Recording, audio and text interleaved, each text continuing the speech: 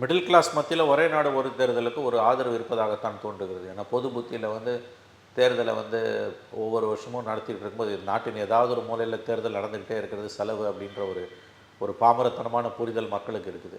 அந்த இடத்துல தான் பிஜேபி விளையாடிட்டு இருக்குது. ஒரு நாடு ஒரு தேர்தல் என்பது கருத்தியல் ரீதியாக எதிர்க்கப்பட வேண்டிய ஒன்று, மிக மிக ஆபத்தான ஒன்று. ஏன்னா 5 ஆண்டுகள் சட்டமன்றங்களுக்கும் மக்களவைக்கும் அது நிரந்தர ஆயுளை கொடுக்குது. அது ரொம்ப ஆபத்தானது. ஆனால் அவங்க குறி வைக்கிறது அசம்பிளியும் லோக்சபாவையும் தான். உள்ளாட்சியை பற்றி அவங்களுக்கு பெருசாக கவலை கிடையாது. அது எப்போ நடத்திக்கணும் கூட சொல்லுவாங்க. அசம்பிளிக்கும் லோக்சபாக்கும் ஒரே நேரத்தில் நடத்துறது மூலமாக பல விஷயங்களை சாதிக்கலான்னு மோடி கவர்மெண்ட் விரும்புது. அவங்களோட 3 விஷயங்களில் 2 நிறைவேற்றிட்டாங்க. ராம் ஜென்மபூமியும் 370 பொது சிவில் சட்டம் அடுத்தது. அதை பற்றி பேச ஆரம்பிச்சிருக்காங்க. அடுத்தது மோடியோட pet subject one nation one election. இதை பேசுறது மூலமாக நான் பலவீனமாக இல்லைன்றதை அவர் திரும்ப திரும்ப காமிக்க விரும்புகிறார்.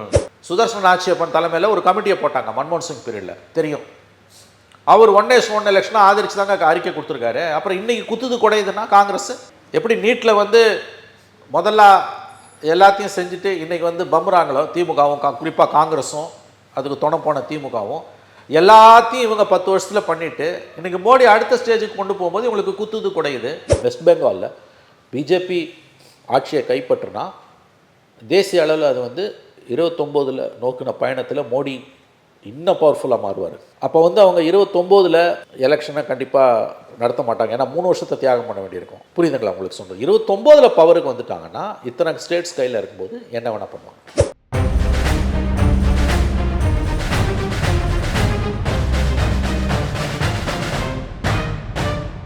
ரெட்ரோலுக்ஸ் நெஞ்சங்களுக்கு வணக்கம். நான் உங்கள் கார்த்திக். இன்றைய பொலிட்டிக்கல் பல்ஸ் நிகழ்ச்சியில் நம்முடைய இணைந்திருப்பவர் மூத்த பத்திரிகையாளர் திரு மணி அவர்கள். வணக்கம் சார்.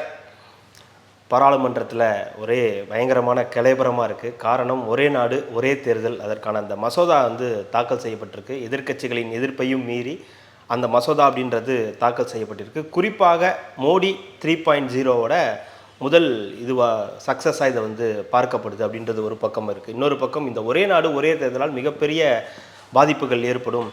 கூட்டாட்சி தத்துவத்துக்கே பெரிய பிரச்சனைகள் வரும். மாநில சுயாட்சிக்கு பெரிய பிரச்சனைகள் வரும். குறிப்பாக 13,000 கோடி ரூபாய் வரைக்கும் தேர்தலுக்கு செலவாகும் அப்படின்ற நிறைய எதிர்கருத்துகளும் இருக்குது.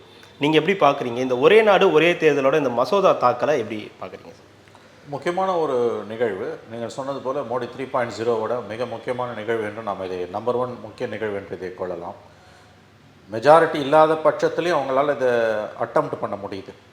மோடி 1.0ல் 282, 2.0ல் 303 இருந்தது. அப்போ நினச்சிருந்தா கொண்டு வந்திருக்கலாம் தனி மெஜாரிட்டி. ஆனால் அப்போ செய்யாமல் இப்போ 240 சீட்டு வச்சுக்கிட்டு 32 சீட்டு சந்திரபாபு நாயுடு, நிதிஷ்குமார், ராம்விலாஸ் பாஸ்வான் கட்சி, ஷிண்டே இவங்களோட தயவில் ஓடிட்டு இருக்கக்கூடிய இந்த அரசு இதை முன்முயற்சியாக எடுக்குது. கூட்டணி கட்சிகள் இதை அறிமுக ஸ்டேஜ்லேயே ஆதரிக்கிறாங்க. சந்திரபாபு நாயுடு, நிதிஷ் எல்லாரும், தேவகவுடா எல்லாரும் ஆதரிக்கிறாங்க. அவங்க காங்கிரஸ், இடதுசாரிகள், திமுக, மேற்கு திரிணாமுல் காங்கிரஸ்லாம் எதிர்க்கிறாங்க. நாடு இருகூறாக பிளந்திருக்குதுன்னு சொல்லலாம். மிடில் கிளாஸ் மத்தியில் ஒரே நாடு ஒரு தேர்தலுக்கு ஒரு ஆதரவு இருப்பதாகத்தான் தோன்றுகிறது. ஏன்னா பொது புத்தியில் தேர்தலை ஒவ்வொரு வருஷமும் நடத்திட்டு இருக்கும்போது நாட்டின் ஏதாவது ஒரு மூலையில் தேர்தல் நடந்துக்கிட்டே இருக்கிறது செலவு அப்படின்ற ஒரு ஒரு பாமரத்தனமான புரிதல் மக்களுக்கு இருக்குது. அந்த இடத்துல தான் பிஜேபி விளையாடிட்டு இருக்குது. இப்போ நம்ம மதியம் 1 மணி வாக்கில் கரெக்டாக 1 o'clock நம்ம பேசிகிட்டு இருக்கோம். ஆமாம், ஜேபிசிக்கு இதை அனுப்புவாங்கன்னு தான் சொல்கிறாங்க. ஏன்னா நிறைய விவாதிக்க வேண்டியிருக்கு. அதனால் கூட்டு நாடாளுமன்ற குழுவுக்கு அனுப்புவாங்கன்னு தான் பரவலாக எதிர்பார்க்கப்படுது. ஒரேடியாக தீர்மானத்தை இன்றைக்கே நிறைவேற்றி எல்லாம் ஒன்றும் பண்ண முடியாது. கண்டிப்பாக அதை நாடாளுமன்ற கூட்டுக்குழுவுக்கு தான் அனுப்புவாங்க என்று எதிர்பார்க்கிறேன். அப்புறம் அது போனால் அது சில மாதங்கள் அதில் ஓடிடும். இப்போ எப்படி பார்த்தாலும் 2034 கொண்டு வருவாங்கன்னு தான் ஒரு எதிர்பார்ப்பு இருக்குது. அந்த மசோதாவோட விவரங்கள் நமக்கு தெரியல என்னமோ.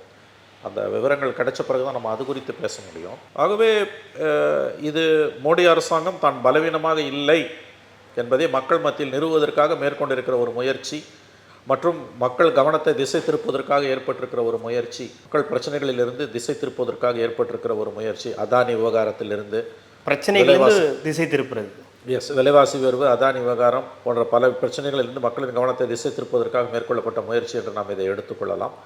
கண்டிப்பாக 29 வர வாய்ப்பு இல்லை, 34 தான் வாய்ப்புன்னு சொல்கிறாங்க. ஸோ இந்த மசோதாவோட கூடுதல் தகவல்கள் நம்ம கவனத்திற்கு வந்த பிறகு தான் நம்ம இன்னும் கருத்து சொல்ல முடியும் இது எப்போ இருந்து வரும்னு. நம்பர் 2, இது ஒரு நாடு ஒரு தேர்தல் என்பது கருத்தியல் ரீதியாக எதிர்க்கப்பட வேண்டிய ஒன்று, மிக மிக ஆபத்தான ஒன்று. ஏன்னா 5 ஆண்டுகள் சட்டமன்றங்களுக்கும் மக்களவைக்கும் அது நிரந்தர ஆயுளை கொடுக்குது. அது ரொம்ப ஆபத்தானது.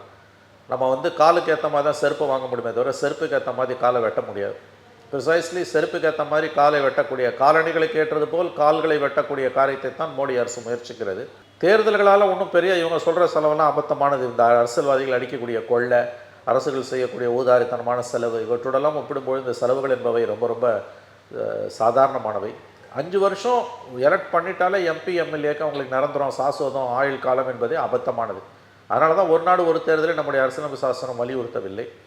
இரண்டாவது, இது சர்வாதிகாரத்தை நோக்கி, அதிபர் ஆட்சி முறையை நோக்கியும் பிறகு சர்வாதிகாரத்தை நோக்கியும் நாட்டை அழைத்து செல்லும். கண்டிப்பாக ஒரு நாடு ஒரு தேர்தல் என்பது ஏற்றுக்கொள்ளத்தக்கதல்ல.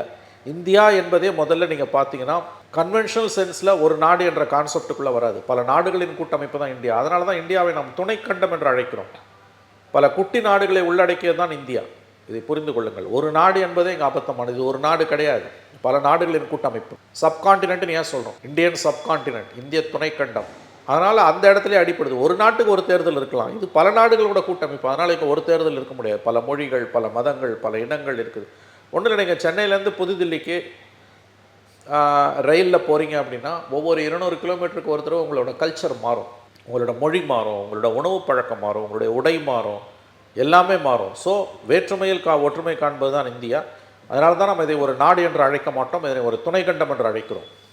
ஒரு துணைக்கண்டத்துக்கு எப்படி நீ ஒரே நேரத்தில் தேர்தல் நடத்துவார்? ஒரு நாட்டுக்கு ஒரு தேர்தல் நடத்தலாம், துணைக்கண்டத்துக்கு எப்படி நீ தேர்தல் நடத்துவார்? ஆகவே அந்த இதில் இன்னொரு கொடுமை என்னென்னா, அவங்க வெறும் மக்களவை மாநிலங்களவை மட்டும் இல்லை, உள்ளாட்சி அமைப்புகள் முதற்கொண்டு சொல்கிறாங்க 100 நாள் விண்டோவில் நடத்தணுன்றாங்க. 100 நாள் விண்டோவில் வந்து எம்பிஸ் எம்எல்ஏஸ்லாம் சேர்த்து கிட்டத்தட்ட ஒரு 6000 7000 வருது. ஆனால் உள்ளாட்சி பிரதிநிதிகள் 31 லட்சம் பேர் இருக்காங்க. எப்படி நடத்துவேன்? ஆனால் அவங்க குறி வைக்கிறது அசம்பிளியும் லோக்சபாவையும் தான். உள்ளாட்சியை பற்றி அவங்களுக்கு பெருசாக கவலை கிடையாது. அது எப்போ நடத்திக்கணும்னு கூட சொல்லுவாங்க. அசம்பிளிக்கும் லோக்சபாக்கும் ஒரே நேரத்தில் நடத்துறது மூலமாக பல விஷயங்களை சாதிக்கலான்னு மோடி கவர்மெண்ட் விரும்புது. அதாவது மாநிலங்களில் மத்தியில் வந்து பிஜேபிக்கு பவர்ஃபுல்லான ஒரு ஆல்டர்னேட்டிவ் இன்றைக்கி இல்லை. அதனால் மோடிக்கு ஓட்டு போடுறவன் அசம்பிளிக்கு தனியாக வச்சா பிராந்திய கட்சிக்கு போடுறான். அதை தடுக்கிறதுக்கு பார்லிமெண்ட்டோடு சேர்ந்து வைக்கும்போது கூடிய வரைக்கும் பிஜேபிக்கு போடுறவனே தனக்கும் போட்டுரும், மோடிக்கு போடுறவன் பிஜேபிக்கு போட்டுருவான்ற ஒரு நம்பிக்கையில் அவங்க இது எல்லாத்தையும் செய்கிறாங்க. அந்த நோக்கம் ரொம்ப தீய நோக்கம் இது. எப்படி பார்த்தாலும் இந்த முயற்சி எதிர்க்கப்பட வேண்டிய ஒன்று. ஆனால் நாடாளுமன்றத்தில் அவர்களுக்கு இருக்கக்கூடிய மெஜாரிட்டியை வச்சு சட்டத்தை நிறைவேற்றிடுவாங்க. ஆனால் அதுக்கு பிறகு நிறைய அரசியலமைப்பு சாசன கான்ஸ்டியூஷனல் அமெண்ட்மெண்ட்ஸ் திருத்தங்கள் கொண்டு வரணும். நிறையா பிரச்சனைகள் இருக்குது. அவ்வளோ சுலபமாக இதை அமல்படுத்த முடியாது என்று தான் தெரிகிறது. ஏன்னா 29 அமல்படுத்தினா சிதம்பரம் சொல்கிறது மாதிரி 17 மாநிலங்களோட ஆயுட்காலம் 2 ஆண்டுகள் குறையுது. அதில் 10 மாநிலங்கள் பிஜேபி ஆளக்கூடிய மாநிலங்கள். இன்றைக்கி கட்சி இதை ஆதரிக்கக்கூடிய பிஜேபி 10 மாநிலங்கள் தங்களுடைய ஆயுட்காலத்தில் 2 ஆண்டுகள் இழக்கிறாங்கன்னா அங்கே கண்டிப்பாக அவர்கள் வந்து கிளர்ந்து எழுவார்கள். அமல்படுத்துவது அவ்வளவு சுலபமானதல்ல, அதில் நிறைய நடைமுறை சிக்கல்கள் இருக்குது. 2034க்குன்னா அப்புறம் நமக்கு 2029 ஒரு தேர்தல் அந்த அங்கே சைமல்டேனியஸ் அவங்க பிளான் பண்ணலை. எனக்கு கிடைத்த தகவல் படி இன்றைக்கி இந்த பில்ஸ் டீட்டெயில் ஏன்னா 1 மணிக்கு பேசுகிறோம். ஓகே, மேபி இன்னும் 2 மணி நேரம் பொறுத்து பேசினா சரியாக பேசினா 34 தான் வருன்றாங்க. ஏன்னா அதுக்கு முன்னால் மக்கள் தொகை கணக்கெடுப்பு எடுக்கணும், தொகுதி மறுவரை செய்யணும், பெண்கள் இட ஒதுக்கீடு செய்யணும். இதெல்லாம் செஞ்சுட்டு தான் நீ கொண்டு வர முடியும். அப்படி பார்க்கும்போது 2034 வந்து அதுதான் இலக்குக்கான ஆண்டாக இருக்க முடியும் என்று நான் கருதுகிறேன். அதுதான் இலக்கு. அப்படின்னா இப்போ இந்த 2029 தேர்தல் வந்து இவங்களை எதிர்பார்க்காத மாதிரி இருந்துச்சுன்னா அது எப்படி சார் அமையும் அவங்களுக்கு? எப்படி பாஜகவுக்கு சாதகமாக அது இல்லை அப்படின்னா இது நடைமுறைக்கு வராது, கண்டிப்பாக வராது. 29 ஆட்சி மாற்றம் ஏற்பட்டால் அது ஒரு நாடு ஒரு தேர்தல் வராது. பிஜேபி வந்தாலுமே அது ஒரு நாடு ஒரு தேர்தல் என்று வருவதற்கான வாய்ப்பு கோரிகள் மிக மிக குறைவு என்று தான் நான் பார்க்கிறேன். இப்போ நம்ம அப்படியே பேசிகிட்டு இருக்கும்போதே வந்த ஒரு தகவல் அப்படின்னு பார்த்தீங்கன்னா, திமுகவை சேர்ந்த டிஆர் பாலு ஒரே நாடு ஒரே தேர்தல் மசோதாவை நாடாளுமன்றத்தின் கூட்டுக்குழுவிற்கு அனுப்ப வேண்டும் என கோரிக்கை வைத்துள்ளார். நிச்சயம் மசோதா கூட்டுக்குழுவிற்கு விவாதத்திற்காக அனுப்பப்படும் என மத்திய உள்துறை அமைச்சர் அறிவிப்பு. நம்ம எதிர்பார்த்ததான். ஆமாம், இப்போ தகவல் வந்துடுச்சு. ஏன்னா இதை அவ்வளோ சீக்கிரமாக இது பண்ண முடியாது, நிறைய விஷயங்கள் இருக்குது. இப்போ இதை வந்து ஒரு ஆயுதமாக மோடி கவர்மெண்ட் பயன்படுத்தும். அவங்க பலவீனமாக இருக்க கட்டங்களில் வரும் ஆண்டுகளில் வந்து இதை அமல்படுத்துறதுக்கான முயற்சிகளை முன்னெடுப்பாங்க. இதில் வந்து நிறைய கான்ஸ்டியூஷனல் அமெண்ட்மெண்ட்ஸ் தேவைப்படும். அவங்க தேவை இல்லைன்னு சொல்லிட்டு சில விஷயங்களை கொண்டு வருவாங்க. அப்படி கொண்டு வந்தாங்கன்னா சேலஞ்ச் பண்ணி சுப்ரீம் கோர்ட்டுக்கு போவாங்க. ஸோ வரும் ஆண்டுகளில் வந்து பிஜேபியோட செல்வாக்கு எந்த அளவுக்கு இருக்குது, 29க்குள்ளே எந்த அளவுக்கு செல்வாக்கு இருக்குது, எந்த அளவுக்கு சரியுது என்பதை பொறுத்த விஷயம் இது. தற்பொழுதைக்கு இந்த இப்போ மோடி அரசாங்கத்தோட வந்து இப்போ 7 மாதங்கள் பவர் முடியுது. இதில் அவர்கள் வந்து இந்த காலகட்டத்தில் இதை கொண்டு வந்தது என்பது நல்லா ஞாபகம் வச்சுக்கோங்க. ஒரு கல்லில் 2-3 மாங்க அடிக்கிறாங்க. அதாவது ஒன்று, இது வந்து திசை திருப்பதற்கான முயற்சி. ரெண்டாவது, டே ஒன்லேருந்தே மோடி வந்து ஒரு விஷயத்தில் தெளிவாக இருக்கார். நான் வந்து மோடி 1.0 2.0ல பலமாக இருந்த மாதிரி தனி மெஜாரிட்டியில் இருந்த மாதிரி இப்போ இல்லைன்னு நினைக்காதீங்க. I am as powerful as I was. அதை நிலைநிறுத்துறதுக்கான சில விஷயங்களை அவர் ஆரம்பத்துலேருந்தே செய்கிறார். ஃபார் எக்ஸாம்பிள் பார்த்தீங்கன்னா யூனிஃபார்ம் சிவில் கோடை பற்றி பேச ஆரம்பித்தேன். கண்டென்ஷியஸ் இஷ்யூஸ் நம்ம சொல்லக்கூடிய முக்கியமான இஷ்யூஸை பற்றி பேச வேண்டியது. ரெண்டாவது ஒரு நாடு ஒரு தேர்தல். அவங்களோட 3 விஷயங்களில் 2 நிறைவேற்றிட்டாங்க. ராம் ஜென்மபூமியும் 370 பொது சிவில் சட்டம் அடுத்தது அதை பற்றி பேச ஆரம்பிச்சிருக்காங்க. அடுத்தது மோடியோட pet subject one nation one election. இதை வந்து பேசுறது மூலமாக நான் பலவீனமாக இல்லைன்றதை அவர் திரும்ப திரும்ப காமிக்க விரும்புகிறார். ஸோ இந்த மாதிரி வந்து ஒரு கல்லில் 2-3 மாங்காய்களை அவர் அடிக்க விரும்புகிறார். இந்த ஒன் நேஷன் ஒன் எலெக்ஷனில் வந்து நீங்கள் பார்த்தீங்கன்னா வந்து அது நடைமுறைக்கு வராதுன்னு நம்ம உறுதியாக சொல்ல முடியாது. அதை வந்து ஏதாவது ஒரு ரூபத்தில் அவங்க இன்ஜெக்ட் பண்ணுறதுக்கான வாய்ப்பு இருக்குது. ஒருவேளை 29ல் ஜெயிச்சிட்டாங்கன்னா 29க்கு முன்னால் வாய்ப்பு இல்லை. ஏன்னா நான் அப்படி தான் ஃபீல் பண்ணுறேன். 29ல் ஒன் நேஷன் ஒன் எலெக்ஷனுக்கான வாய்ப்புகள் குறைவுன்றது என்னுடைய கருத்து. 29ல் பிஜேபி இதே மாதிரி ஜெயிச்சிடுது, இப்போ இருக்க மாதிரி 240 சீட்டு ஜெயிச்சிடுறாங்க, அல்லது 220 சீட்டு வந்து அவங்க கையில் வந்து அலைன்ஸோடு சேர்த்து சப்போர்ட் பண்ணக்கூடிய பார்ட்டிஸ் இதை ஆதரிக்கிறாங்க அப்படின்னா 34ல் அவங்க இதை கொண்டு வரதுக்கான வாய்ப்புகள் இருக்குது. இந்த விஷயத்தில் வந்து நான் சொன்ன மாதிரி வந்து நடுத்தர வர்க்கத்தோட புத்தி இருக்கு இல்லையா, அது ஆதரிக்குது. அந்த நடுத்தர வர்க்கத்தின் அந்த எதனால் அதை ஆதரிக்கிறாங்கன்னு நினைக்கிறேன். ஏன்னா அந்த புரிதல் எப்படி இருக்குன்னா 24 எங்கே எப்போ பார்த்தாலும் எலெக்ஷன் நடந்துகிட்டே இருக்குது. இப்போ பார்லிமெண்ட் எலெக்ஷன் நடந்தது ஏப்ரல் மேலே, அது முடிஞ்ச உடனேயே வந்து ஆகஸ்ட் செப்டம்பரில் ஹரியானாவும் ஜம்மு காஷ்மீரும் நடக்குது. அது முடிஞ்ச உடனே நவம்பரில் வந்து ஜார்க்கண்டும் பாம்பே மகாராஷ்டிராவும் நடக்குது. 3 மாதத்துக்கு ஒரு தடவை தேர்தல் நடக்குது என்ற புரிதல் வருது. இது இப்படி தான் நடந்துகிட்டு இருக்கு. கூட்டி கழிச்சு பார்த்தா பெரிய அளவில் அதனால் ஒரு லாஸும் கிடையாது. அந்த 15 நாள் மாடல் கோட் ஆஃப் கான்டக்ட் இருக்கும். அது கூட எக்ஸிஸ்டிங் ஸ்கீம்ஸ் எதுவுமே பாதிக்காது. காமன் மேனுக்கு எந்த பாதிப்பும் கிடையாது. அதால் இப்போ மதிய உணவு திட்டத்தையோ, பள்ளி குழந்தைகளுக்கான காலை உணவு திட்டத்தையோ, பெண் குழந்தைகளுக்கு இலவச சைக்கிள் கொடுக்கறதோ, அல்லது மருத்துவ காப்பீடோ, இந்த மாதிரி எந்த விஷயமே எக்ஸிஸ்டிங் ஸ்கீம்ஸ் 1000 ரூபாய் பெண்களுக்கு கொடுக்கறது, ஆல்ரெடி இருக்கக்கூடிய ஸ்கீம்ஸ் எதுவுமே அஃபெக்ட் ஆகாது.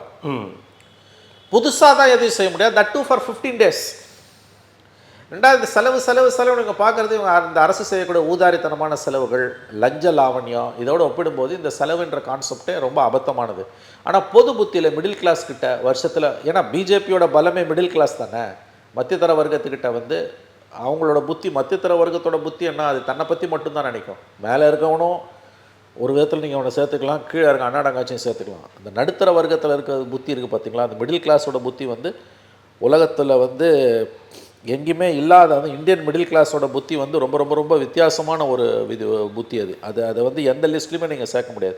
தான் சுயநலத்தை தவிர வேறு எதை பற்றியுமே, தான் தோலை தவிர வேறு எதை பற்றியுமே அது யோசிக்காது.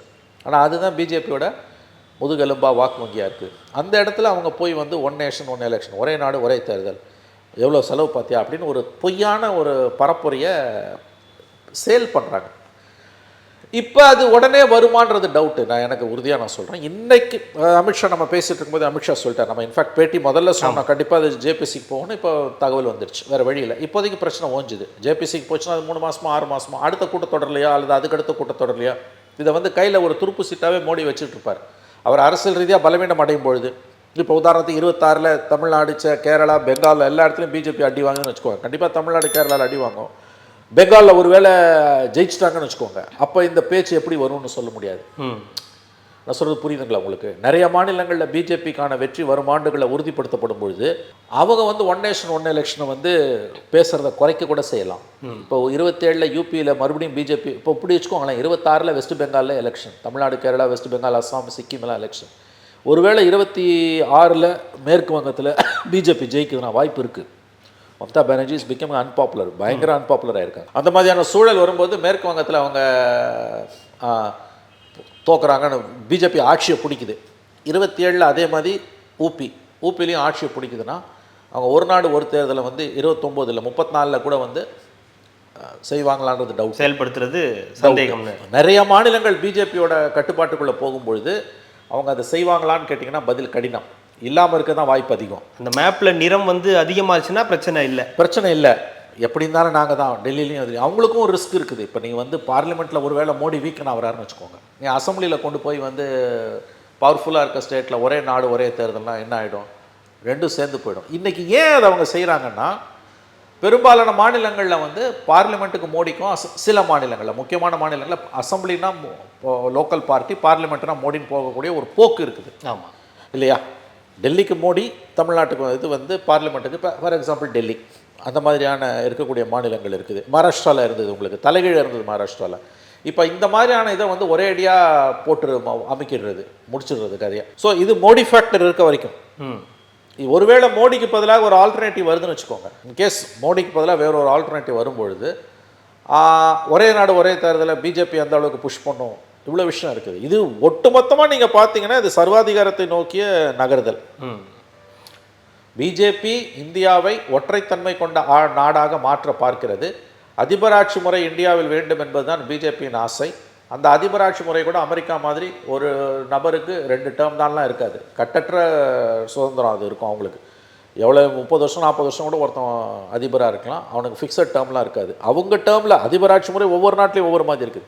இந்த பெஸ்ட் டேர்ம் வந்து என்னை பொறுத்த வரைக்கும் அமெரிக்கன் சிஸ்டம். எவ்வளோ பெரிய ஆளாக இருந்தாலும் 2 டேர்ம் தான். 2 டேர்ம், 8 வருஷம் கிடையாது, 2 டேர்ம் அவனுக்கு. இப்போ உதாரணத்துக்கு பின்லேடன் இருக்கார், இவர் ஜோ பைடன், கமலா ஹாரிஸ் இருக்காங்க. இப்போ ஜோ பைடன் வந்து இப்போ 4 வருஷத்தில் நடுப்புற 2 வருஷத்தில் இறந்து போயிடுறாருன்னு வச்சுக்கோங்களேன். கமலா ஹாரிஸ் 2 வருஷம் இருக்காங்க. அடுத்த எலெக்ஷனில் கமலா ஹாரிஸ் ஜெயிச்சாங்கன்னா அந்த டேர்ம் தான் 4+2 6 வருஷம் தான். அதுக்கு அடுத்து 2 வருஷம்லாம் கிடையாது, 2 டேர்ம் தான் அங்கே வந்து. அது எனக்கு தெரிஞ்சு பெஸ்ட்டு சிஸ்டம். இங்கே மாதிரி 30 வருஷம் 40 வருஷம் அப்புறம் அவங்களுக்கு பிறகு பிள்ளைக்கு பிறகு பேரன், இந்த கதையெல்லாம் கிடையாது. உண்மையான ஜனநாயகம் என்பது வந்து 2 டேர்முக்கு மேலே அது எவனாக இருந்தாலும் அவன் மந்திரியாவோ முதலமைச்சராவோ பிஎம்ஆவோ பிரசிடென்ட்டாவோ இருக்கக்கூடாது.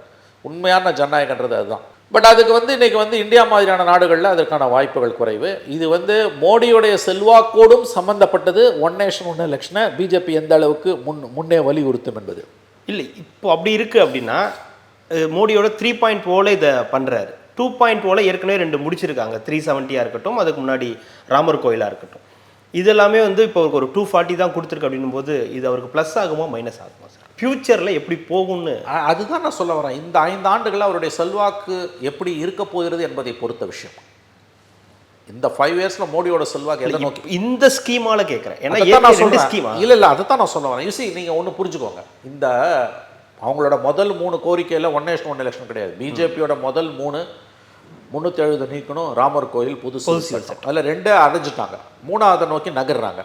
புதுசாக ஒன்று முளைக்குது, ஒன் நேஷன் ஒன் எலெக்ஷன். இந்த ஒன் நேஷன் ஒன் எலெக்ஷன் வந்து இந்த 4.5 வருஷத்தில் இதை அலைவாக எப்படி வச்சுருக்க போகிறாங்க, அந்த 3 வச்ச மாதிரி. ஓகே, அது வந்து மோடியோட செல்வாக்கை பொறுத்தது, எதிர்க்கட்சிகள் எவ்வளோ தூரம் பலமாக இருக்குது பலவீனமாக இருக்குன்றதை பொறுத்தது, மக்கள் மத்தியில் இந்த திட்டத்துக்கான வரவேற்பு எப்படி இருக்குன்றதை பொறுத்தது.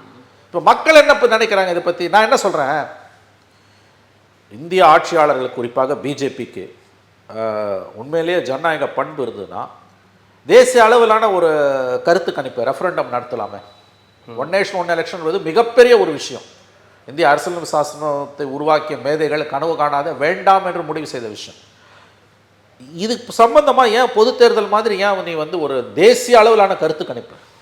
100 கோடி மக்கள் ஓட்டு போட்டோம். இது மக்களுடைய இது இல்லையா? அது அதைத்தான் நான் சொல்கிறேன் உங்களுக்கு. Let the people decide. நாடு முழுவதும் ஒரு கருத்து கணிப்பு நடத்துங்க. 100 கோடி பேரோட விஷயத்தை வந்து சிலர் வந்து எப்படி முடிவு பண்ணுறாங்க? இப்போ பிஜேபிக்கு ஓட்டு போட்ட எல்லாருமே ஒன் நேஷன் ஒன் எலெக்ஷனுக்கு ஒத்துக்கிட்டவங்க கிடையாது. கண்டிப்பாக. அதே மாதிரி திமுக ஓட்டு போட்ட எல்லாருமே ஒன் நேஷன் ஒன் எலெக்ஷனை காங்கிரஸுக்கு ஓட்டு போட்ட எல்லாருமே ஒன் நேஷன் ஒன் எலெக்ஷனை எதிர்க்கிறவங்க கிடையாது. ஏங்க இதே காரியத்தை காங்கிரஸ் பண்ணியிருக்கீங்க. இன்றைக்கி பிஜேபி பண்ணுற எல்லா அட்டுவலத்துக்கும் மூல வேர் வழி காமிச்சது காங்கிரஸ். இன்றைக்கி நாட்டில் நடக்கிற எல்லா அட்டுழியத்துக்கும் பிள்ளையார் சுழி போட்டது காங்கிரஸ்.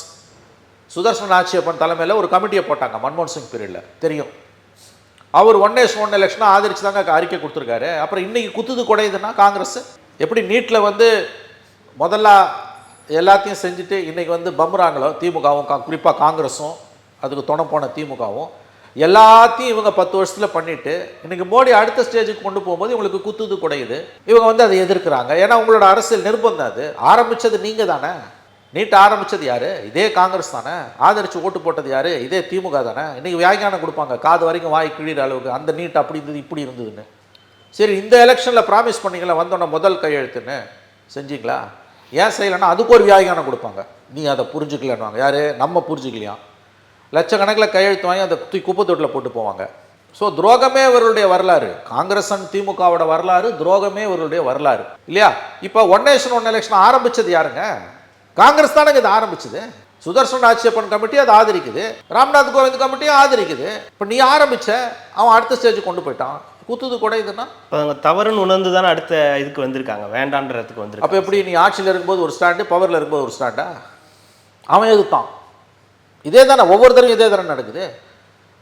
ஆதார மோடி ஏற்றாரு, ஜிஎஸ்டியை மோடி ஏற்றாரு. இப்போ வந்தோன்னா அவர் தான் அதை அதிகமாக இம்ப்ளிமெண்ட் பண்ணுறாரு. இப்போ ஜிஎஸ்டியை ராகுல் காந்தி எதிர்க்கிறாரு. இது என்னங்க கதை இது? அப்போ இவங்களுக்கு ஒன்றும் பெரிய வித்தியாசம் இல்லைன்றது தான். காங்கிரஸுக்கும் பிஜேபிக்கும் ஒன்றும் பெரிய வித்தியாசம் கிடையாதுங்க. செயல்படுத்துகிற முறையில் வேணால் வித்தியாசம் இருக்கலாம். அப்படித்தான் என்ன தோன்றுகிறது. நான் சொல்கிறது செக்குலரிசம்ன்ற ஆங்கிளில் பார்த்தீங்கன்னா வித்தியாசம் இருக்குது. மதச்சார்பின்மைன்ற ஆங்கிளில் ஓகே, அதுலேயும் காம்ப்ரமைஸ் பண்ணது ராஜீவ்காந்தி 86 பண்ணார். நரசிம்மராவ் பாபர் மஸ்தி இடிக்க அலோவ் பண்ணார். எல்லா பாவத்தையும் பண்ணாங்க. ஷாபானு கேஸில் ராஜீவ்காந்தி பெரிய துரோகத்தை பண்ணார். இன்றைக்கி பிஜேபி கிட்ட வந்து நிற்கிது அது. ஸோ இன்றைக்கி நாடு சந்திக்கக்கூடிய எல்லா அவலங்களுக்கும் பேரழிவுகளுக்கும் மூல வேறு பிள்ளையார் சுழி காங்கிரஸ் போட்டது தான். ஒன் நேஷன் ஒன் எலெக்ஷனை ஏன் சுதர்சன் ராஜ்யப்பன் கமிட்டியை பற்றி மறந்துட்டியா இன்றைக்கி காங்கிரஸ் குதிக்குது? இவ்வளோ தூரம் காங்கிரஸ் குதிக்க வேண்டிய அவசியம் என்ன வந்தது? ஆக இவ்வளோ சிக்கல்கள் இதில் இருக்கின்றன. இப்போதைக்கு ஒன்றும் நடக்காது. நான் மறுபடியும் உங்களுக்கு சொல்லுகிறேன், இப்போ கூட்டு நாடாளுமன்ற குழுக்கு அனுப்பியாச்சு. 29 இன்னும் 4.5 வருஷத்தில் இது அடுத்தடுத்த கட்டங்களுக்கு போவது என்பது நரேந்திர மோடியின் செல்வாக்கு சம்பந்தப்பட்ட விஷயம். செல்வாக்கு சரியும் பொழுது அவர் இதை கையில் எடுப்பார்.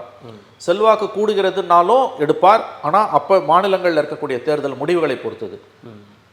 ஒருவேளை மோடியோட செல்வாக்கு சரிகிறது என்றால் அடுத்து பிஜேபியில் வரக்கூடியவர்கள் இதை எந்த அளவுக்கு முன்னே எடுத்து செல்வார்கள் என்பது கடினமான விஷயம். ஒன்று, நிறைய கான்ஸ்டியூஷனல் அமெண்ட்மெண்ட்ஸ் பண்ண வேண்டியிருக்கும். ப. சிதம்பரம் அவர்கள் சொன்னது போல் நிறைய இம்ப்ளிமெண்ட்ஸ் இருக்குது. இதை அமுல்படுத்துவதில் நிறைய சிக்கல்கள் இருக்கும். இப்போதைக்கு இது ஒரு பெரிய பிரச்சனை இல்லை என்பது என்னுடைய கருத்து. எப்படி இருந்தாலும் இது even if it is implemented 34 தான் இது வரப்போகுது. அதுக்கு முன்னால் வேறு பல பிரச்சனைகள் இருக்குது. சென்சஸ் எடுக்கணும், இப்போ பெண்கள் இடஒதுக்கீடு, விமன் ரிசர்வேஷன் இருக்குது, டீலிமிட்டேஷன் இருக்குது, இவ்வளோ விஷயங்கள் இருக்குது. ஆகவே உடனடியாக இது குறித்து ஆட்சி மாற்றம் ஏற்பட்டால் இது நிரந்தரமாகவே வராமல் இருப்பதற்கான வாய்ப்புகள் இருக்கா? ஒருவேளை இந்த பாஜக ஆட்சியை இழந்தால் நிச்சயமாக இது அமலுக்கு வராது. பாஜக இருந்தாலே வருவது சந்தேகம். பாஜக ஒருவேளை ஆட்சி இழந்து 29 ஆட்சி மாற்றம் ஏற்பட்டால் கண்டிப்பாக ஒன் நேஷன் ஒன் எலெக்ஷன், ஒரே நாடு ஒரே தேர்தல் வராது. Yes, you are right. ஏன்னா 2 பேர் மட்டுமே இதில் வந்து மிக முக்கியமாக சம்மந்தப்பட்டிருக்காங்க. மோடி மற்றும் அமித்ஷாவுடைய எண்ணம் தான் இதற்கு வந்து மிக முக்கியமான காரணம்ன்ற ஒரு கருத்தும் வந்து நிலவுது. இல்லை, அது தவறு. அது ஆர்எஸ்எஸோட பிஜேபியோட கருத்தை தான் அவங்க பிரதிபலிக்கிறாங்க. இவங்க வந்து எக்ஸிக்யூஷனர்ஸாக இருக்காங்க. இவர்கள் செயல்படுத்துபவர்களாக இருக்காங்களே ஒழிய. இந்த பாருங்க, மோடி செய்யக்கூடிய முக்கியமான எல்லா முடிவுகளும் ஆர்எஸ்எஸ்ஸால் நன்கு வடிவமைக்கப்பட்டது, பிஜேபியால் வடிவமைக்கப்பட்டது. பிஜேபியால் வடிவமைக்கப்பட்டது என்றால் அது ஆர்எஸ்எஸ்ஸால் வடிவமைக்கப்பட்டது. ஆர்எஸ்எஸ் நல்லவன், பிஜேபி கட்டவங்க, அல்லது வந்து ஆர்எஸ்எஸ் நல்லவர்கள், மோடி தான் கட்டவர், அல்லது வந்து ஆர்எஸ்எஸ் கட்டவங்க, மோடி நல்லவர், தலைகீழ வச்சுக்கோங்க. மோடி கட்டவர், ஆர்எஸ்எஸ் நல்லவங்க, ரெண்டுமே தப்பு. 2 பேரும் ஒன்று தான். அது வந்து ஒரு சித்தாந்தம். மறுபடியும் நான் சொல்கிறேன், மோடி என்பது ஒரு சித்தாந்தம். மோடி என்பதை நீங்கள் ஒரு தனி மனிதராக புரிந்து கொண்டால் நீங்கள் திரும்ப திரும்ப தப்பு பண்ணுவீங்க. இந்திரா காந்தி என்பது தனிநபர். ஒரு எமர்ஜென்சி என்பது ஒரு அபரேஷன், அது ஒரு விதிவிலக்கு, அது ஒரு சாபக்கேடு. அதனால தான் 21 மாதத்துக்கு மேலே நிற்க முடியல. இந்திரா காந்தி தோத்தோன்னா நார்மல்ஸி அப்படியே வந்துடுச்சு. 29 ஒருவேளை மோடி தோற்று ஆட்சி மாற்றம் வந்ததுன்னா நார்மல்ஸி வருவதற்கு பல வருடங்கள் ஆகும். ஏன்னா மோடி என்பது ஒரு சித்தாந்தம், அது தனிநபர் அல்ல. மோடிக்கு பிறகு அந்த அமித்ஷா இருப்பார். அவ்வளோ ஈஸி இல்லை. பார்லிமெண்ட்ரி மெஜாரிட்டி குறைஞ்சதுன்னா நீங்கள் வீழ்த்தலாம். இதை புரிஞ்சுக்கணும். இது புரியாமல் மோடியை எதிர்ப்பதால் வரக்கூடிய வெனை தான் இது. 24 தேர்தல் முடிவுகளை காங்கிரஸ் பெரிய அளவில் தனக்கு சாதகமானதுன்னு எடுத்துக்கொண்ட தவறான அந்த ஒரு ராங் கால்குலேஷன் வாங்க, அதனுடைய விளைவு தான் இன்றைக்கி வந்து பல சிக்கல்களுக்கு காரணம். 24 தேர்தல் முடிவுகள் பிரெஞ்சு அரசியல் விஞ்ஞானி, ஆர்எஸ்எஸ் இந்துத்துவ அமைப்புகளை பற்றி மிகப்பெரிய அளவில் கட்டுரைகளை, புத்தகங்களை எழுதிய கிறிஸ்டோபர் ஜெஃபர்லேயோட வார்த்தைகளில் சொல்வதென்றால், power has tilted not shifted. செங்கோல் சரிந்திருந்தது, அது இடம்பெயரவில்லை. அது புரிந்தால் இன்றைக்கு நாட்டில் நடப்பது உங்களுக்கு நன்றாக புரியும். இன்னொரு பக்கம் நீங்கள் ஆரம்பத்திலேயே குறிப்பிட்டீங்க இதெல்லாம் வந்து திசை திருப்புற விஷயம் அப்படின்னு. இன்னொரு பக்கம் வந்து என்னதான் திசை திருப்புற விஷயமா இருந்தாலும் அவங்களோட குறிக்கோளில் இல்லை, நான் திசை திருப்பும் விஷயன்றதுக்காக அது வெறும் 100% திசை திருப்பும் விஷயம்னு சொல்லல. இல்லை, இப்போதைக்கு கொண்டு வருது அதுக்கு திசை திருப்பும் விஷயம். இப்போ அதானி விஷயம் உள்ள வரக்கூடாது, மற்ற விஷயங்கள் உள்ள வரக்கூடாதுன்றது திசை திருப்பு தான் இருந்தாலும் கூட, அவங்க குறிக்கோள்ன்றது அவங்க நேரா போயிட்டு தான் இருக்காங்க. எஸ் நான் மறுக்கல அது. அதனால தான் இதை வெறுமனே இது வந்து எதிர்க்கட்சிகளுக்கு இன்னும் அதிகமான வேலை இருக்குன்றது அவங்களுக்கு புரியுதா? எதிர்க்கட்சிகளுக்கு புரியுதான்னு கேட்குறீங்க? அதை நீங்கள் எதிர்க்கட்சியை தான் கேட்கணும். இல்ல அந்த வேலையை அவங்க சரியா செய்யறாங்க. எதிர்ப்பு வந்து கொடுக்குறாங்க, சரியா செய்யல. எதிர்ப்பு கொடுக்குறாங்க, மசோதாக்கள் இதுக்கு எதிர்ப்பு கொடுக்குறாங்க. ஆனா வெளியில அதை சரியா செய்யறாங்களா? அதை வந்து கொண்டு போகவே கூடாது. அதுல சிக்கல் இருக்கு. இப்ப நான் வந்து இது டைவர்ஷனரி டாக்டிக்ஸ்னா இது முழுக்க முழுக்க டைவர்ஷனரி டாக்டிக்ஸ் நான் சொல்லல. இது அவங்க அஜெண்டா. நான் தான் சொல்றேன், இதை மோடி ஏதாவது ஒரு கட்டத்தில் அமல்படுத்தியே தீர்வார். அவரிடம் அதிகாரம் இருக்கும் வரையில், செங்கோல் இருக்கும் வரையில் ஏதாவது ஒரு கட்டத்தில் இதை நோக்கி நாட்டை அவர் நகர்த்துவார் என்பதில் உங்களுக்கு எந்த மாற்று கருத்தும் வேண்டாம். இப்போ கொண்டு வரதுக்கான காரணம் வந்து டைவர்ஷனரி டாக்டிக்ஸ் தான் நான் சொல்கிறேன். ரெண்டாவது இது அவ்வளோ சுலபமாக இம்ப்ளிமெண்ட் பண்ணிட முடியாது. அதனால தான் அவங்களே அமித்ஷா இமீடியட்டாகவே ஜேபிசின்ற இன்றைக்கி இருக்க மெஜாரிட்டியில் இன்றைக்கே அமல்படுத்திட்டு கூட போகலாங்க. இன்றைக்கே 2 பில்லையும் இன்றைக்கே கூட பாஸ் பண்ணலாம். அந்த அராஜகத்தை பண்ணக்கூடிய குணாம்சம் கொண்டவர்கள் தான் பிஜேபி உடைய ஆட்சி என்பது. ஆனால் அவங்க அதை செய்யலை. ஏன்னா சர்வாதிகாரத்தை ஜனநாயக போர்வையில் ஒளிந்து கொண்டு அவர்கள் செய்கிறார்கள். அப்படி கொஞ்சம் ஸ்பேஸ் கொடுக்குறது அதுதான் இன்றைக்கி நடந்துகிட்டு இருக்குது. அதனால தான் ஜேபிசிக்கு அனுப்புனாங்க. இது வந்து டைவர்ஷனரி டாக்டிக்ஸ்ன்னு நான் சொல்கிறது முழுக்க முழுக்க டைவர்ஷனரி டாக்டிக்ஸ் கிடையாது. இது வந்து லாங் டேர்ம் கோல். இது அதை நோக்கி நாட்டை நகர்த்துறாங்க. நிச்சயமாக நான் சொல்கிறேன், உங்களுக்கு வந்து 29ல் பிஜேபி ஜெயிச்சதுன்னா அடுத்தடுத்த நாட்கள் இது மேலே போகும்.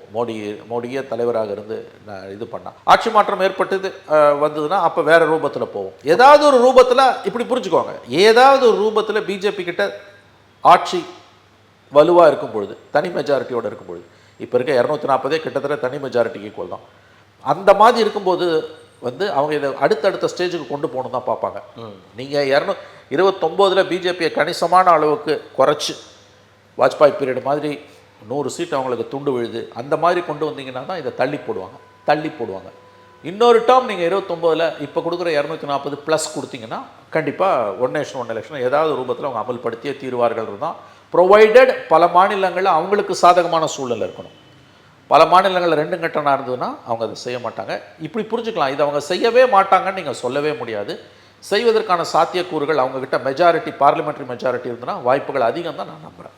மோடி 3.0லையும் அணுகுமுறையில் மாற்றம் இருக்குன்னு நினைக்கிறீங்களா? இல்லை அதே அணுகுமுறையில் தான் அவர் போயிட்டுருக்காரு? 2.0, 1.0, 2.0லையும் ஐ திங்க் 3.0 இஸ் மோர் டேஞ்சரஸ்ன்னு எனக்கு தோணுது. யாருக்கு? நாட்டுக்கு. ஏன்னா cornered Modi is more dangerous then relaxed மோடின்னுவாங்க. அதாவது மோடி ஒரு விஷயம் நல்லா புரிஞ்சுக்கோங்க. நீங்கள் அவர் வந்து தன்னுடைய இலக்குகளை குறித்த தெளிவான பார்வையை கொண்டிருக்கிறார். ஏன்னா அது ஒரு ஐடியாலஜி. மோடினா மோடி இல்லை, அது ஒரு சித்தாந்தம். அந்த சித்தாந்தத்திற்கு இந்தியாவை எப்படி கட்டமைக்க வேண்டும்னு ஒரு பார்வை இருக்குது. அது ரொம்ப மோசமான பார்வை, அபத்தமான பார்வை, ரொம்ப அராஜகமான பார்வை, பிற்போக்குத்தனமான பார்வை, இந்தியாவை துண்டாடக்கூடிய பார்வை என்பதில் எந்த மாற்று கருத்தும் வேண்டாம். ஆனால் அவர்களுக்கு ஒரு பார்வை இருக்குது. எதிர்க்கட்சிகளுக்கு அதை ஹெட் ஆன் கொலிஷன் நேரடியாக சந்திப்பதற்கான, அதை எதிர்த்து போராடுவதற்கான பார்வை என்பது இருக்க வேண்டிய அளவுக்கு இல்லை. அதுதான் இதில் இருக்கக்கூடிய சிக்கல். So as long as Modi is there, மோடின்ற ஒரு கதாபாத்திரம் இந்திய அரசியல் வானில் இருக்கும் வரையில், பிஜேபி கிட்ட 240+ இருக்கும் வரையில் ஏதாவது ரூபத்தில் இது போன்ற விஷயங்கள் திரும்ப திரும்ப திரும்ப இந்திய அரசியல் வானில் வந்து கொண்டே இருக்கும். எதிர்க்கட்சிகள் பலவீனம் அடையும் பொழுது அவர்கள் இதை அமல்படுத்த தான் பார்ப்பாங்க. அப்படி தான் எனக்கு இது தோணுது. இது நடக்காதுன்னா யாராலையுமே உத்தரவாதம் கொடுக்க முடியாது. இல்லை, ஒரே ஒரு கேள்வி சார், இது சட்டப்பேரவை தேர்தல்களில் எப்படி எதிரொலிக்கும் சார்? இல்லை, அதுதான் இது வந்து அவங்க கணக்கு. இப்போ நடக்க போகிற மற்ற சட்டப்பேரவை இல்லை, அதில் இது எந்த எதிரொலிப்பு. இப்போ அடுத்த எலெக்ஷன், இம்பார்ட்டன்ட் எலெக்ஷன் 25ல் வந்து நமக்கு அடுத்த எலெக்ஷன் எங்கே வருதுன்னு கேட்டிங்கன்னா பீகார். 25ல் பீகார். ஏன்னா தெலுங்கானா முடிஞ்சிச்சு, ஆந்திரா முடிஞ்சிச்சு. 25ல் நமக்கு பீகார். 26ல் crucial states Tamil Nadu, Kerala, West Bengal, Assam. இதில் வந்து தமிழ்நாடு, கேரளா அவங்க வாஷ் அவுட்டு, பிஜேபி கணக்கே கிடையாது. சிக்கிம் லிஸ்ட்லேயே வராது. அஸ்ஸாம் பிஜேபிக்கு positive. West Bengal is the crucial state. ஏன்னா மம்தா பானர்ஜி வந்து 26ல் ஆட்சியிலிருந்து அகற்றப்படுவதற்கான வாய்ப்புகள் பிரகாசம் என்ற கருத்துக்கள் தான் இப்பொழுது நிலவ ஆரம்பித்திருக்கின்றன. அங்கே வெஸ்ட் பெங்கால் வந்து ஒரு பவுடர் கேக்கு மேலே இன்றைக்கி நின்றுக்கிட்டு இருக்குது. மிகப்பெரிய அளவில் வெஸ்ட் பெங்காலில் சமூக மாற்றம் நிகழ்ந்துகிட்டு இருக்குது. அதாவது வந்து பூமிக்கு கீழே வந்து அனல் பிழம்புகள் இருக்க மாதிரி வெளியில் தெரியாத மிகப்பெரிய மாற்றங்கள் இருக்கின்றாங்க. குறிப்பாக பங்களாதேஷில் நடக்கக்கூடிய சம்பவங்கள், இந்துக்கள் பெரிய அளவில் பங்களாதேஷில் தாக்கப்படுறாங்க. இன்ஃபேக்ட் தமிழ்நாடு உட்பட இந்தியாவின் சில மாநிலங்களில் அது குறித்த பிரச்சனையும் இல்லை, அது குறித்த கருத்துக்களும் இல்லை. இந்துக்கள் தாக்கப்படுறாங்கன்னு இங்கே யாராவது ஆர்ப்பாட்டம் பண்ண அனுமதி கேட்டால் கூட போலீஸ் அனுமதி மறுக்குது. இது ரொம்ப தவறான ஒரு அணுகுமுறை. ஏன்னா அங்கே உண்மையிலேயே அது நடக்குது. எங்கே சிறுபான்மையினர் தாக்கப்பட்டாலும் நம்ம பாலஸ்தீனத்தில் பாலஸ்தீனர்களுக்காக போராடுறதுக்கு அனுமதி கொடுக்கக்கூடிய அரசு, தமிழக அரசு, வங்கதேசத்தில் வந்து இந்துக்கள் தாக்கப்படுறாங்கன்னு இங்கே ஆர்ப்பாட்டம் பண்ணுறதுக்கு இந்துத்துவ அமைப்புகள் முயற்சி பண்ணால் அதுக்கு அனுமதி மறுக்குது. அந்த சூழ்நிலை தான் இன்றைக்கி நிலவுது. அல்லது அனுமதி கொடுத்தாலும் வந்து அவர்களுக்கு வந்து மிகப்பெரிய கட்டுப்பாடுகள் விதிக்கப்படுகின்றன. இன்றைக்கி பார்லிமெண்ட்டில், இப்போ நம்ம இன்றைக்கி பேசிகிட்டு இருக்க டிசம்பர் 17ஆம் தேதி நாடாளுமன்றத்தில் காங்கிரஸ் எம்பிக்கள் நாடாளுமன்றத்தில் வங்கதேசத்தில் சிறுபான்மையின மக்கள், இந்துக்கள், கிறிஸ்தவர்கள் தாக்கப்படுவது சம்பந்தமாக நடவடிக்கை வேணும்னு ஆர்ப்பாட்டத்தில் ஈடுபட்டிருக்காங்க. நாடாளுமன்றத்துக்கு வெளியில், வளாகத்துக்குள்ளே. திமுக எம்பிக்கள் கலந்து கொண்டதாக செய்தி வரல. வங்கதேசத்தில் இந்துக்கள், சிறுபான்மையின மக்கள், அகைன் நான் சொல்கிறேன் சிறுபான்மையின மக்கள், கிறிஸ்தவர்கள் பெரும்பாலும் இந்துக்கள், மதர் மைனாரிட்டிஸ், அவர்கள் தாக்கப்படக்கூடிய விவகாரத்தில் திமுக இதுவரைக்கும் கருத்தும் தெரிவிக்கவில்லை, எத்தகைய ஆர்ப்பாட்டங்களிலும் ஈடுபடவில்லை. இதெல்லாம் நீங்கள் நோட் பண்ண வேண்டிய விஷயங்கள். இந்த மாதிரியான விஷயங்கள் வரும் நாட்களில், உங்கள் கேள்வி என்ன கேட்டீங்க நீங்கள் வந்து? இல்லை, சட்டசபை தேர்தலில் இந்த மாதிரியான விஷயங்கள் வந்து மேற்கு வங்கத்தை பற்றி நம்ம பேசிகிட்டு இருந்தோம். அந்த மேற்கு வங்கத்தில் ஏன்னா பங்களாதேஷுக்கும் வெஸ்ட் பெங்காலுக்கும், மேற்கு வங்கத்துக்கும் வங்கதேசத்துக்கும் தொப்புள் கொடி உறவு, நிறைய பாதிப்புகளை அவங்க சந்திச்சுட்டு இருக்காங்க. மேற்கு வங்க முதலமைச்சர் வங்கதேசத்தில் ஐக்கிய நாடுகள் UN பீஸ் கீப்பிங் ஃபோர்ஸ் அனுப்பணும்னு கேட்குறாங்க. ஸோ அங்கே வந்து முஸ்லீம் பாப்புலேஷன் இந்தியாவிலே அதிகமாக இருக்கக்கூடிய மாநிலம் மேற்கு வங்கம், 27% மேலே என்னமோ. அதனால் ரிவர்ஸ் கன்சால்டேஷன் அங்கே நடக்குது, இந்துக்களோட கன்சால்டேஷன் அங்கே நடக்குது. இந்த இஷ்யூ அங்கே எதிரொலிக்க ஆரம்பிச்சிருக்குது. ஒருவேளை நம்ம மெயினாக பேசுகிற விஷயத்துக்கு வந்தோன்னா, வெஸ்ட் பெங்காலில் பிஜேபி ஆட்சியை கைப்பற்றுனா தேசிய அளவில் அது வந்து 29 நோக்கின பயணத்தில் மோடி இன்னும் பவர்ஃபுல்லாக மாறுவார். அப்போ வந்து அவங்க 29 எலெக்ஷனை கண்டிப்பாக நடத்த மாட்டாங்க. ஏன்னா 3 வருஷத்தை தியாகம் பண்ண வேண்டியிருக்கும். புரியுதுங்களா உங்களுக்கு சொல்கிறது? 29 பவருக்கு வந்துட்டாங்கன்னா இத்தனை ஸ்டேட்ஸ் கையில் இருக்கும்போது என்ன வேணால் பண்ணுவாங்க. இதை நீங்கள் புரிஞ்சுக்கணும். அதனால தான் நான் என்னோடய பாயிண்ட் திரும்ப நான் சொல்கிறேன். 29க்கு முன்னால் எத்தனை மாநிலங்களில் பிஜேபி ஜெயிக்க, குரூஷியல் ஸ்டேட்ஸில், சின்ன ஸ்டேட்ஸை விட்டுருங்க, யூபி, வெஸ்ட் பெங்கால், இந்த மாதிரி இடங்களில் வந்து அவங்க ஆட்சியை தக்க வச்சுக்கிட்டாங்க. யூபியில் தக்க வச்சுக்கிட்டு வெஸ்ட் பெங்காலில் கைப்பற்றினாங்கன்னா அடுத்து வரும் ஆண்டுகளில் 29லேயும் அவங்க ஜெயித்தாங்கன்னா எப்படி வேணால் எதை வேணால் செய்யலாம். ஸ்டேட்ஸ், மாநிலங்களில் பிஜேபிக்கு இருக்கக்கூடிய அந்த செல்வாக்கு என்பது இந்த 24லேருந்து 29க்குள்ளே இந்த 4.5 வருஷம் இருக்குது கரெக்டாக. இந்த 4.5 வருஷத்தில் மாநிலங்களில் பிஜேபியோட செல்வாக்கு குரூஷியல் ஸ்டேட்ஸில் எப்படி இருக்க போகிறது என்பதை பொறுத்து 29க்கு பிறகு இந்த ஒன் நேஷன் ஒன் எலெக்ஷனை பிஜேபி முன்னெடுத்துட்டு போவதற்கான வாய்ப்புகள் அதிகமாக இருக்கும். இந்த ரிசல்ட்ஸ் அதில் தாக்கத்தை ஏற்படுத்தும். கண்டிப்பாக சார். தொடர்ந்து என்ன நடக்குது அப்படின்றத பேசலாம். மகிழ்ச்சி. இவ்வளோ நேரம் உங்களுடைய நேரத்தை ஒதுக்கி எங்களுக்காக பல்வேறு தகவல்களை பகிர்ந்தமைக்கு ரெட்ரோலுக்ஸின் சார்பாக மிக்க நன்றி.